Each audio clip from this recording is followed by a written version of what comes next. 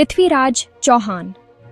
Romantic कथाओं से परे इतिहास में कुछ योद्धा ऐसे होते हैं जिन्हें समय ने सिर्फ एक कहानी तक सीमित कर दिया। पृथ्वीराज चौहान भी उन्हीं में से एक हैं।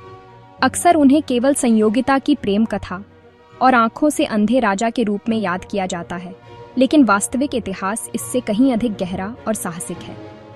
पृथ्वीराज चौहान अजमेर और दिल्ली के शक्तिशाली शासक थे।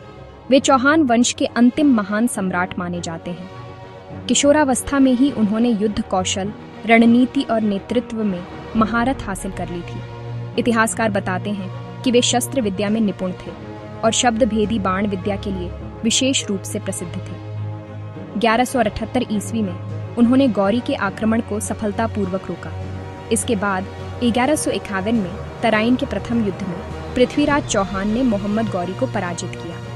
यह विजय भारतीय इतिहास की सबसे निर्णायक जीतों में से एक थी। लेकिन इतिहास केवल वीरता से नहीं, निर्णयों से भी बनता है। 1192 में तराइन के द्वितीय युद्ध में राजपूतों की पारंपरिक युद्ध शैली गौरी की बदली हुई रणनीति के सामने टिक नहीं पाई।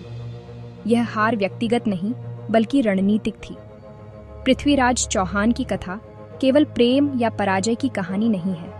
यह उस युग की कहानी है जब भारत छोटे राज्यों में बंटा हुआ था और एकजुटता की कमी सबसे बड़ी कमजोरी थी। आज आवश्यकता है पृथ्वीराज चौहान को एक रोमांटिक पात्र नहीं, बल्कि एक साहसी योद्धा, कुशल शासक और इतिहास के निर्णायक मोड़ के रूप में समझने की, क्योंकि सच्चा इतिहास कहानियों से नहीं, संदर्भों से जाना जाता है।